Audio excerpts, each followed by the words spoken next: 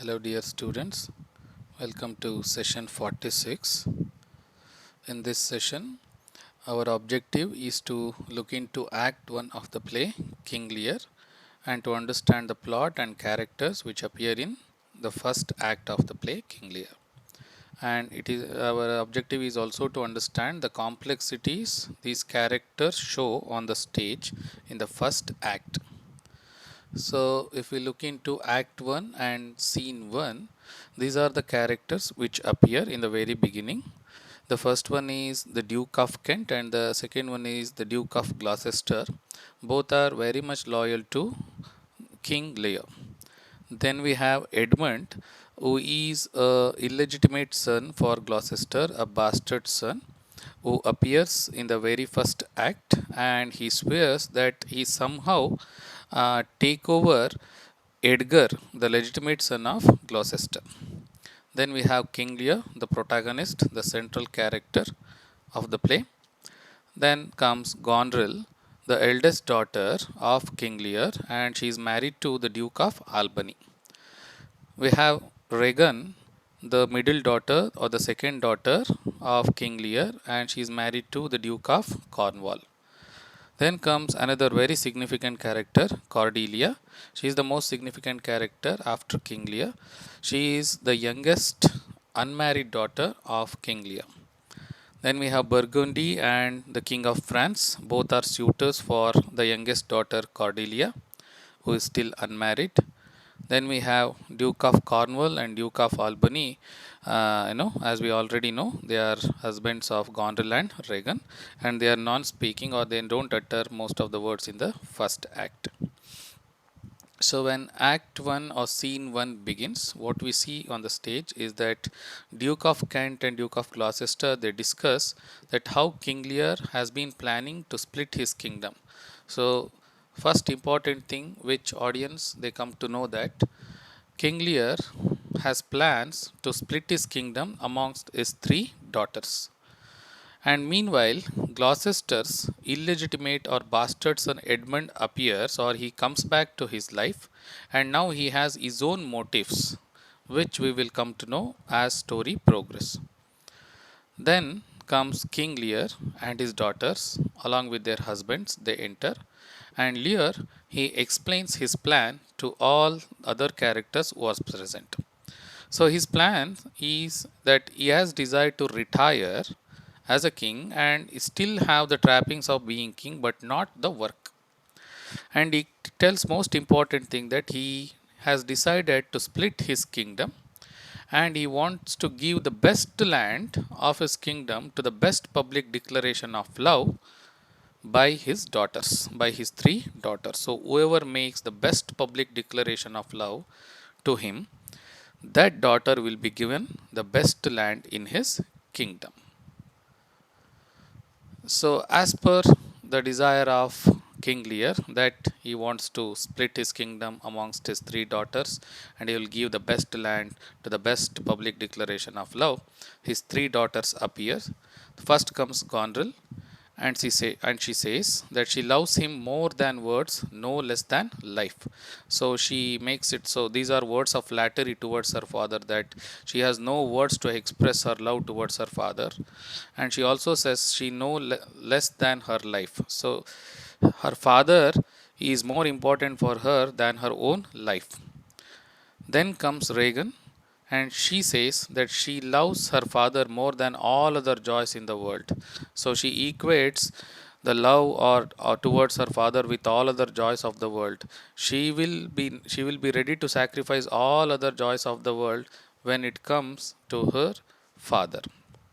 And she also says that her father is most important than her husband. But on the other side, the youngest daughter, third daughter Cordelia, she is more pragmatic, more realistic, and she is Lear's favorite. And King Lear had more expectations from her regarding her declaration of love towards him. But Cordelia says nothing. She loves him as a daughter should. And she says, no more, no less. And she also adds that whoever she weds will be the other focus of her love. It's not just her father. So this is totally contradictory to the expectation of King Lear. So it makes him angered. As a result, he disowns his daughter Cordelia in every respect, in terms of care which he was showing earlier, and in terms of dowry which he is supposed to give to his suitor or her future, her suitor or her future husband, and he also disowns her from any kind of familial bond. So what Lear does is he leaves Cordelia's fate to his suitors. They are the princess of Burgundy and France. So these two are suitors for Cordelia, and he says that he will split his time between Gonril and Regan. At this point, the Duke of Kent interferes and he urges Lear to not act harshly, and he says that he is behaving like an old fool in listening to flattery instead of true action.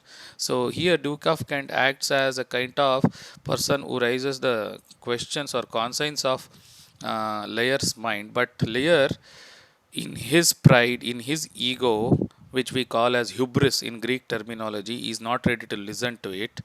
As a result, he not only disowns his daughter Cordelia, he also banishes Duke of Kent and tells him that he has 5 days to get his affairs in order and he can leave. On the other side, Duke of Gloucester, he brings the Prince of France and Burgundy, and he tells them of what happened with Cordelia and what is Cordelia's fate. That now she is disowned by her own father. She will not get any kind of dowry to be given to her husband. So, as a result, the Prince of Burgundy, he says that Cordelia is beautiful, but he is not interested and he will not marry her without any kind of dowry. Whereas the other hand, the Prince of France, the King of France, he is very much impressed by by the kind of integrity and virtue and the kind of honesty shown by Cordelia, and he says that he is very much impressed by her and he will marry her because she herself is a dowry. Such was the reaction given by the King of France, and they both were married and they all leave. And before Cordelia leaves, she warns or she tells her sisters to love Lear as they have sworn and not to change their attitude towards their father.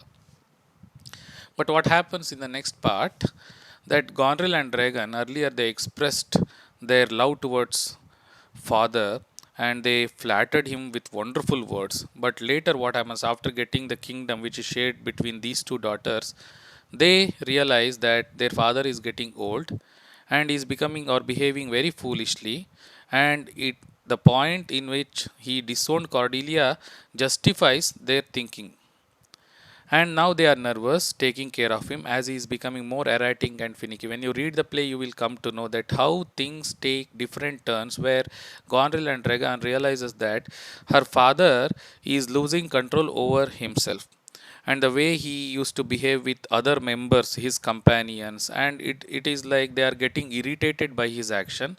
So now their love towards father is gradually decreasing. Instead of taking good care of him, they have started plotting against him.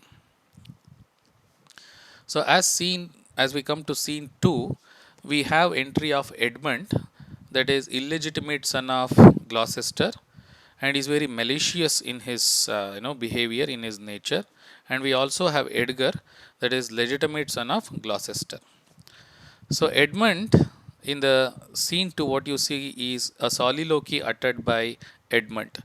As we have already discussed what is soliloquy in dramatic strategies, it is a technique where a character utters his or her innermost thoughts or feelings to the audience in the presence or absence of other characters, but these words are meant to the audience, where audience will come to know the innermost thoughts of a particular character. And here in this soliloquy uttered by Edmund, the readers or the audience, they will come to know that he has very evil intentions of taking over his legitimate brother Edgar. He tells that I will top the legitimate brother, and he uses this plot of forging a letter so that he somehow convinces his father Gloucester that Edgar is not a good person. And he does that.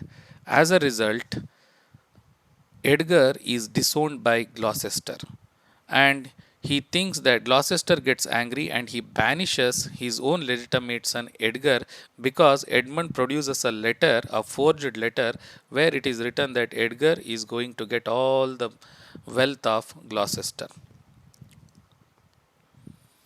So Edmund gives Gloucester the forged letter concerning taking Gloucester's land and money, and he implies that it is from Edgar. And Gloucester gets angry, but Edmund, instead of going away, he makes a significant decision that he will somehow manage to make his father believe that whatever done by Edmund is not true, and he will confront, or on the other hand, he disguises himself as a madman, Tom, and then he stays very close to Gloucester and King Lear in the next part of the play. So again, Edmund soliloquizes about his bitterness over being ignored by his own father and by his own legitimate brother. And Edgar enters, and we have a conversation between Edmund and Edgar. And Edgar, he promises that he will somehow help Edmund. So Edmund says Edgar should be armed and recommends he avoid Gloucester, implying that he will help Edgar. So Edmund, after devising plot against him, and then he tells that he will somehow help Edgar so that their father retains trust in him. What happens in the next part of the play when we move to scene 3? We have Gonril and her servant Oswald, and we have a steward who takes care of Gonril. So Gonril asks whether reports of Lear's men attacking her is true. So what has happened meanwhile is that Lear, who is so angry that his own daughters, to whom he has given his kingdom, have disowned him. They are showing a bitter attitude towards him. He comes out of that, and now he enters the storm and is expressing his rage along with his jester fool and the Gloucester. And now he has a plan of attacking Gondrel and Regan and their husbands and take back his kingdom. So his knights, they are carousing and roughhousing, and when he returns, she is here. Gonril, she says that when he returns, when Lear returns, she is going to give him the cold shoulder and write to her sister, urging Regan to do the same. So what happens at the end of Act 1?